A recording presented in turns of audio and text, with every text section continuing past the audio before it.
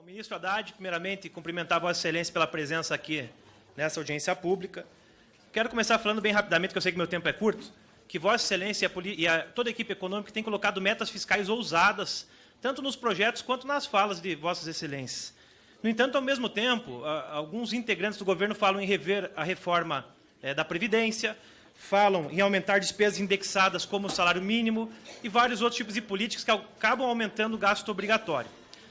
Ao mesmo tempo, a gente sabe que o grande problema do ex-ministro Mantega, cerca de 10 anos atrás, foi que o seu discurso não correspondia à realidade vista na prática.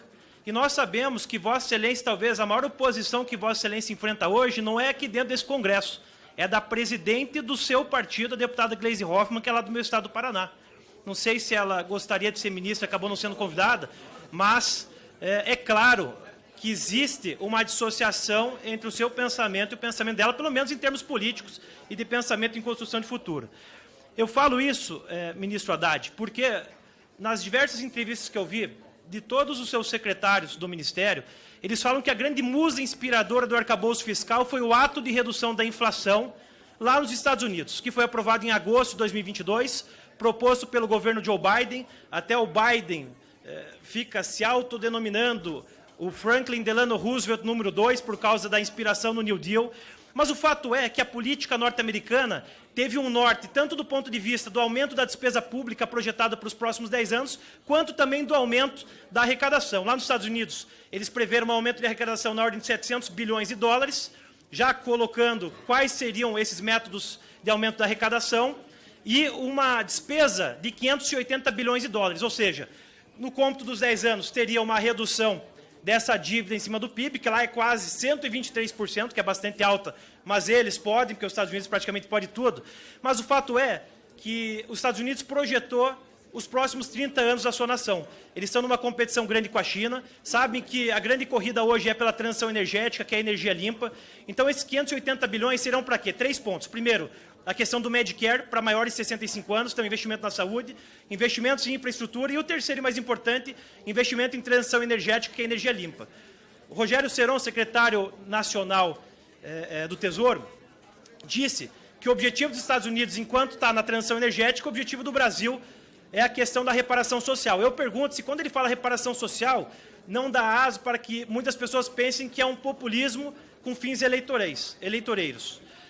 Outra questão bastante importante, ministro, é que até hoje não foi colocado como que vai ser aumentada a receita para poder cumprir as metas do arcabouço fiscal. Eu até imprimi aqui um documento que está no site do governo, no GovBR. Confira o perguntas e respostas sobre o novo arcabouço fiscal. E eu não quero falar que isso aqui é mentira, mas parece bastante. O item número 10 pergunta: o governo vai aumentar os impostos com o novo arcabouço fiscal? Começa falando: o novo arcabouço fiscal não vai aumentar a carga tributária. É fato que nesse projeto não traz um aumento de carga tributária por si, mas para que ele seja cumprido, com certeza vai ter que ter aumento de carga tributária. Não estou falando questão de aumento da alíquota, porque tem outras formas de aumento da carga tributária sem aumento da alíquota ou criação de novos impostos. Mas o fato é que vai ter que ir praticamente para 18,7% do PIB para poder cumprir as metas colocadas no próprio projeto. E eu vou fazer algumas perguntas aqui, porque são emendas que eu apresentei, ministro, e gostaria muito de ouvir de Vossa Excelência algumas questões mais técnicas, para a gente saber se o relator pode acatar o que eu estou propondo. Primeiro, o relator, no artigo 3º, parágrafo 1º, inciso 1º, do seu substitutivo, ele coloca uma inovação que não estava no texto enviado pelo governo, que é a previsão do piso para 2024 de 2,5% do aumento real da despesa.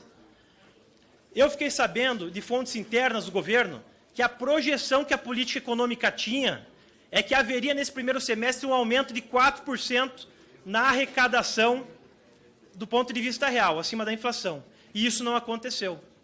Então, essa medida que o relator está colocando no artigo 3º, parágrafo 1º, inciso 1º, seria para que a gente aumentasse essa base de gasto de maneira inflada e artificial. Porque o projetado, na verdade, não bateria em 2,5% de acordo com as regras colocadas pelo governo e também elencadas pelo relator na questão do crescimento real da despesa frente aos gastos que a gente vai ter. Uma pergunta importante, ministro, essa também junto com o Galípolo, aí, que eu peço que você se pondo. Uma das emendas que eu apresentei é para que o PIB seja calculado em cima do PIB realizado e não o PIB projetado para fins de fixação da banda de primário. Então, trabalhar não com o PIB projetado, mas com o PIB realizado para fins das bandas e primários. Segundo, nós sabemos que, historicamente, no Brasil, várias vezes, inclusive na época do PAC, tinham várias exceções na apuração do resultado primário. Então, uma das medidas que eu estou propondo é que a Lei de Diretrizes Orçamentárias não possa mais criar exceções à apuração do resultado primário, senão, mais uma vez, você cria de maneira artificial esses indicadores para a política econômica. Outra proposta que eu coloco é que o excesso da meta para investimentos seja feito somente por crédito suplementar. Até nós acreditamos que já será dessa maneira, mas é importante que isso conste no texto. Outra medida que eu estou propondo, que foi o erro do teto de gasto em 2016, é porque o subteto de 95% de receita de despesa obrigatória é muito alto. Nós temos que tentar colocar pelo menos 93%. Então, a minha proposição será 95% para 93% em cima da despesa primária, que é a despesa obrigatória. Ministro Haddad, eu acho que aqui estão querendo nos intrigar, mas não vão conseguir. Mal sabem eles da caminhada histórica que nós temos, da lealdade que nos une e das lutas que já enfrentamos. Seria bom o deputado Francisquini dizer onde eu fiz oposição, porque externar opiniões e fazer o debate é uma característica do nosso partido. Talvez seja por isso o PT, um dos maiores partidos do Brasil, o mais forte, o mais resiliente, que conseguiu enfrentar todas as arbitrariedades e chegou novamente ao poder, vendo Lula subir a rampa do Palácio do Planalto. Saiba que estamos juntos, ministro, nessa caminhada, sem prejuízo de qualquer debate que Vossa Excelência também tem feito conosco. É um prazer muito grande estar hoje aqui com Vossa Excelência e cumprimentá-lo pelo trabalho que tem feito à frente do Ministério da Fazenda. Questão de ordem, senhor presidente. Artigo 75, Abílio, por favor. Senhor presidente, a questão de ordem no artigo 75...